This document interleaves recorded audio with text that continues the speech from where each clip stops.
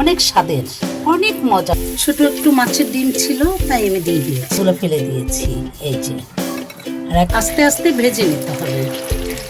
এখন এটা ভেজে নিয়েছি। এটা ঝাল যেভাবে যে খাবেন।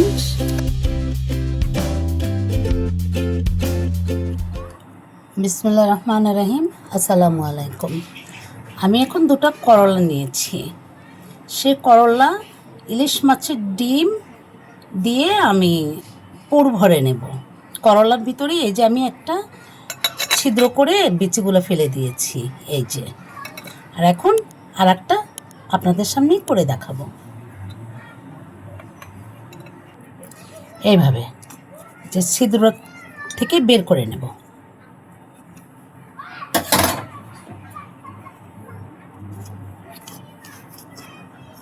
এই যে উপর থেকে একটু কেটে নেবেন।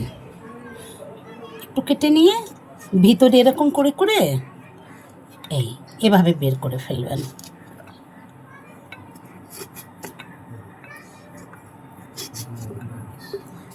বিচিগুলো ফেলে দিয়েছি।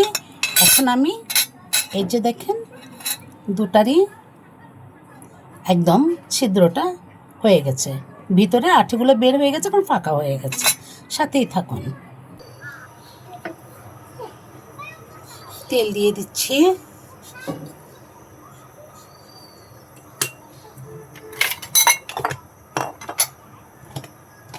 পেঁয়াজ দিয়ে দেব বেশি করে, একটু বেশি পেঁয়াজ দরকার হবে।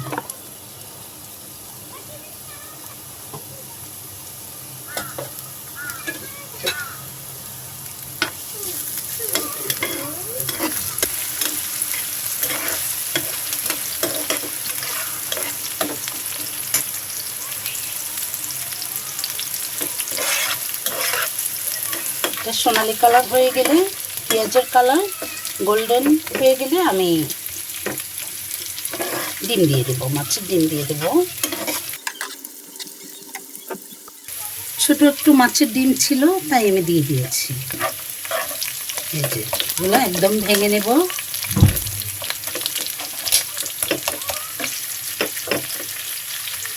ছোট মাছের ছোট ডিম হয়েছে, তাই দিয়ে ভাবলাম যে একটা রেসিপি করে দেখাই। এই যে এগুলো এখন এটা ভেজে নেব। প্রয়োজনে আপনার একটা মাছ দিয়েও দিতে পারবেন, মাছ ভেজে ভেঙে দিতে পারবেন।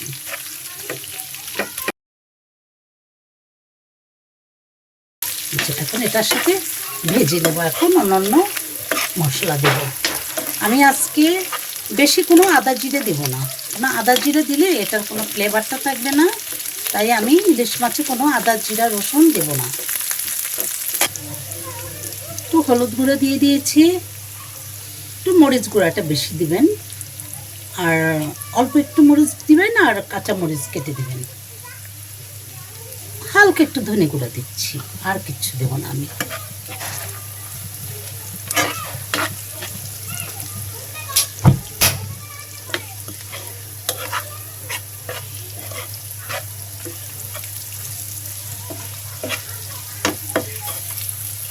ডিমের সাথে আমি একটা মাছ ভেজে নিয়েছি, মাছটাও আমি এখন এটা ভেজে নিয়েছি, এটা এর সাথে দিয়ে দেবো, ফ্লেভারটা আরও ভালো আসবে। এখন আমি কাঁচামরিচ কেটে দিচ্ছি অল্প। আপনাদের ঝাল যেভাবে যে খাবেন ইচ্ছে অনুযায়ী আপনারা দিয়ে নেবেন, যে যেরকম ঝাল খান।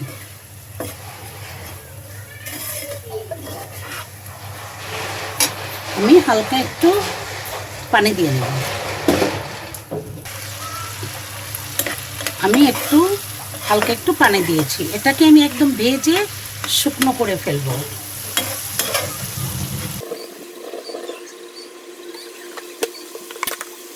একটু লবণ দিয়ে দিচ্ছি।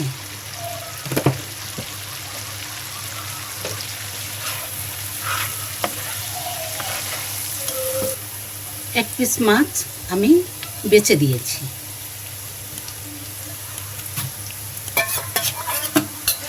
কারণ এটার আলাদা একটা ঘ্রাণ ভালো হবে, পোরটা আরও সুন্দর হবে। একটা মাছেরও ঘ্রাণ আসবে, ডিম ভাঙটো দিয়েই দিয়েছি।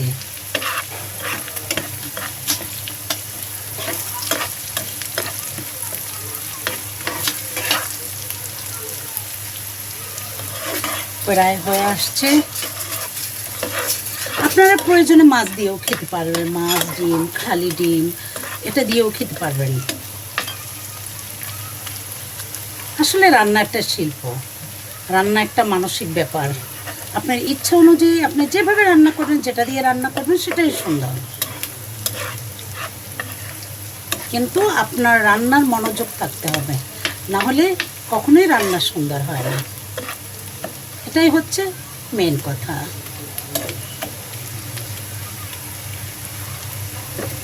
এই যে দেখেন একদম ঝরঝরে হয়ে গেছে।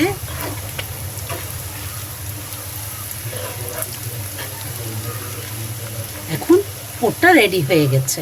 এখন আমি এটা একটু ঠান্ডা হলে আমি করলার ভিতরে পুরটা ভরে নেব, তারপরে আবার ভেজে নেব। সাথেই থাকুন। এই পুরটুকু এখন ভরে নেব এটার ভিতরে। একটু সময়ের দরকার হবে, তারপরও অনেক স্বাদের, অনেক মজা হবে এই জিনিসটা।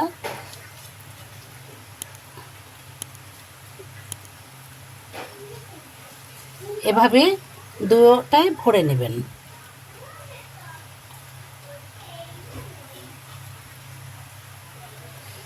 ইলিশ মাছ বলে কথা, অনেক স্বাদের জিনিস। দুটোকে পুর ভরে নিয়েছি। মাছ ভাজি, ডিম ভাজির তেল ছিল, আবার আমি কিছু তেল আরও অ্যাড করে দিচ্ছি।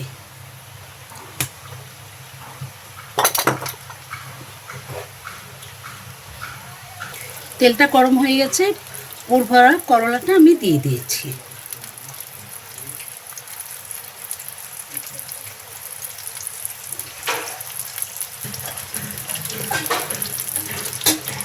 এটা আস্তে আস্তে ভেজে নিতে হবে, জোরে আঁচ বাড়িয়ে দেওয়া যাবে না, কারণ এটা হচ্ছে পুর ভরা, তো এটা আস্তে আস্তে আস্তে আস্তে হবে।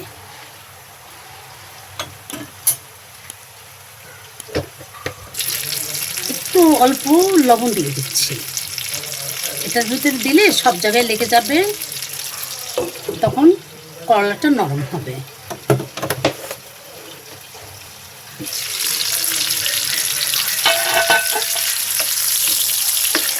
উল্টে উল্টে দিতে হবে মাঝে মাঝে। তেলের সঙ্গে মিশে এটা একদম সব জায়গায় লবণটা লেগে যাবে।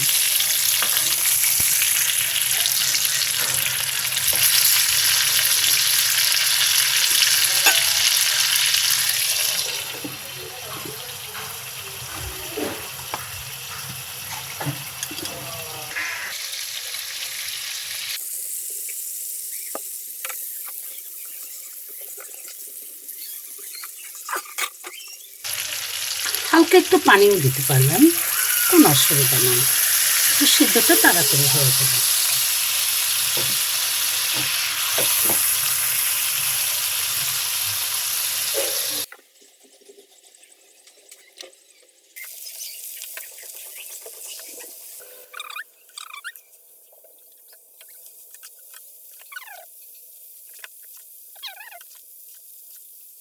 সব কিনারাটা আমি ভেজে নিচ্ছি, সব সাইড ভেজে নিচ্ছি, একটু ব্রাউন কালার হবে।